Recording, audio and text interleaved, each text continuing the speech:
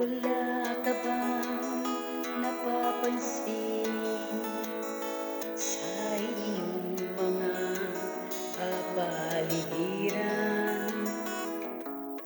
Ay dumi na ng hangin, pati ang mga ilog natin.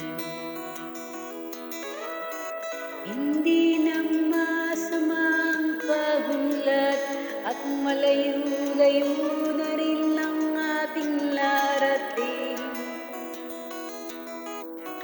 Ngunit basta't mo ang tubig sa dagat, dato'y kulay asul, ngayon'y naging itim. Ang mga duming ating ikinalat sa hangin, sa langit, huwag na nating paabutin. Upang kung tayo'y pumanaw man, sariwang hangin sa langit natin matitikman. Mayroon lang akong hinihiling, sa aking pagpanaw sana'y kagulang. Gitara ko ay aking dadalhin, upang sa ulap na lang tayo magkantahan.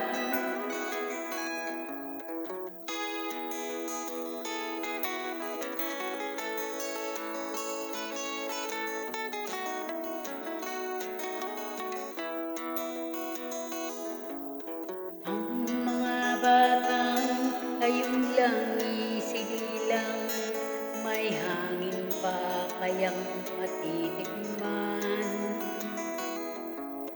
May mga puno pa kaya silang aakyatin, may mga ilog pa kayang lalamuyan.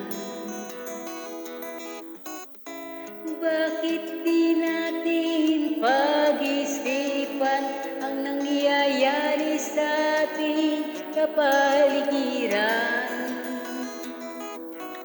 Hindi na masama ang pagunlad kung hindi nakakasira ng kalikasan. Darating ng panahon, mga ibong gala ay wala nang madadapuan.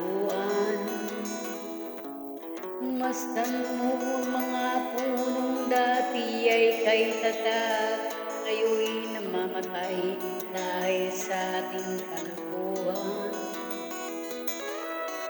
Lahat ng bagay na narito sa lupa, biyayang galing sa Diyos, kahit no'y wala pa. Ingatan natin at huwag nang sirain pa, pagkat kanyang binawi kahit mawawala na. Thank you very much. It's me again, Malu Alvaradejo, the cutie na babay po.